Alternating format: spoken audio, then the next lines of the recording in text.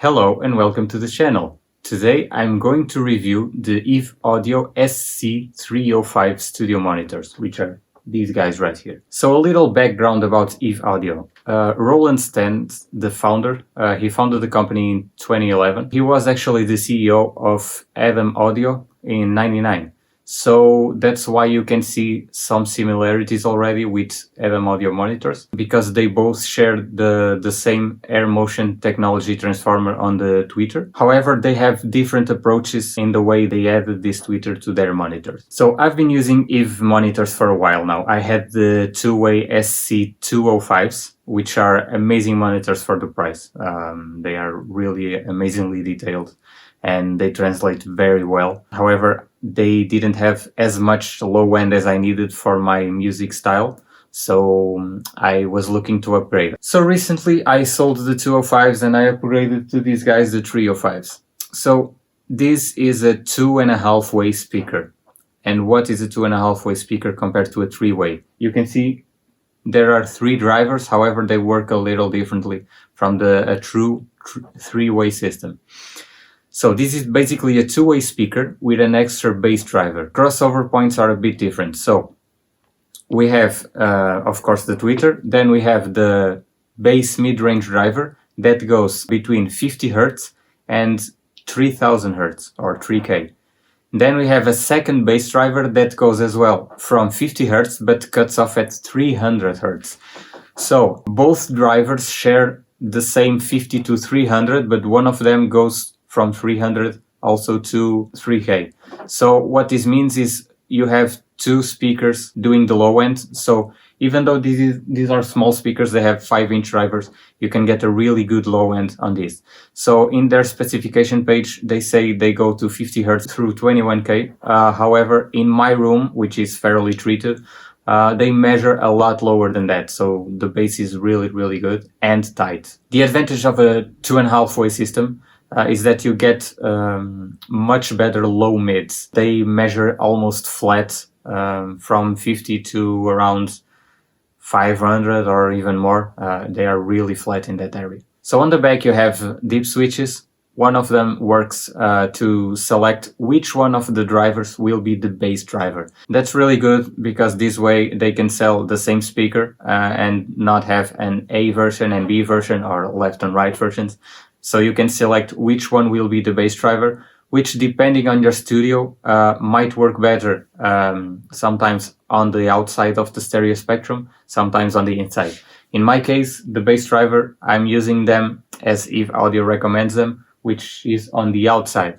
So they have an amazing clarity in all the frequency ranges. The mids are a tiny bit forward, not too much, nothing like the usual mid-forward speakers, but they are forward enough that you can actually hear what's going on in the mid-range, which is really important to get a good mix. The high end is incredibly detailed. These tweeters are not as harsh as other ribbon tweeters. I actually had to turn up the high end for around 2 dB to make them sound more like my taste. And there's absolutely no ear fatigue whatsoever. I can work on this for like 8 hours straight and my ears are perfectly fine. And the thing about these monitors is that they are very accurate, but they are not ugly to listen to, if that makes any sense.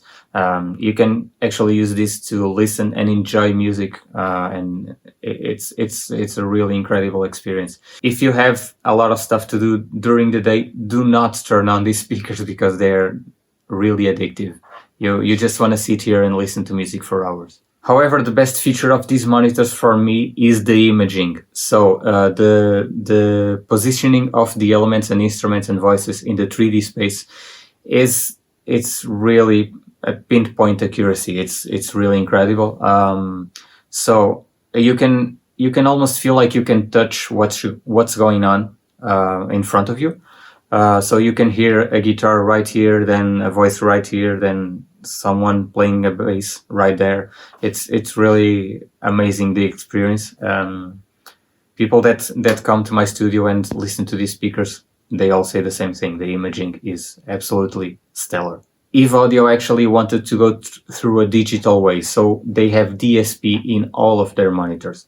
They are using high-quality Burr-Brown converters. There is absolutely no perceptible latency whatsoever, so do not worry about any latency. But the amazing thing about the DSP for me is that you can control everything on the monitor through this front knob. So you have your general volume, you have a high filter, a desk, a low, and you can change the LED intensity as well. So in the high end, of course, you can add 3 dBs and cut. I don't know if it's 3 dBs as well. I have to check. But you can mess with the high frequencies. You can also increase or decrease the bass frequencies.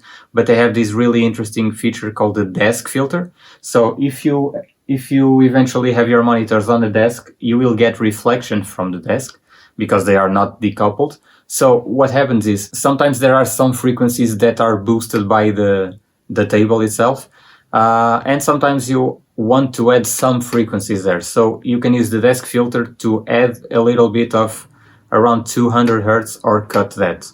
Also a nice feature is that when you turn them on, they slowly raise their volume so you don't hear those pops and cracks from the amplifiers. That never happens on these speakers, which is amazing. I've also had no problems with reliability. I didn't have any problems with these speakers at all.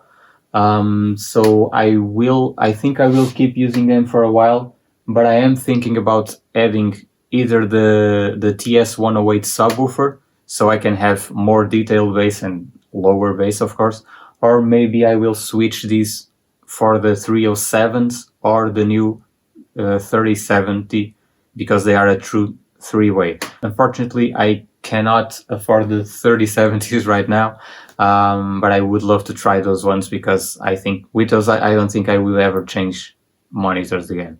So to end this review, I think these speakers cost a lot lower than they should.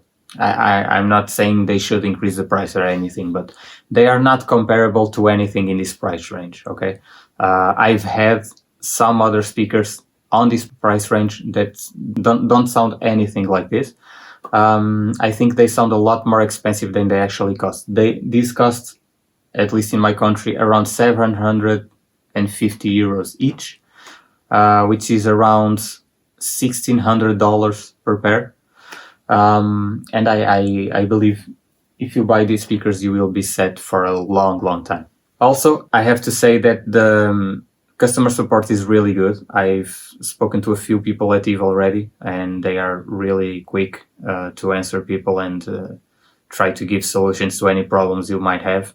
I already spoke to Sven because of some hardware stuff that I wanted to discuss.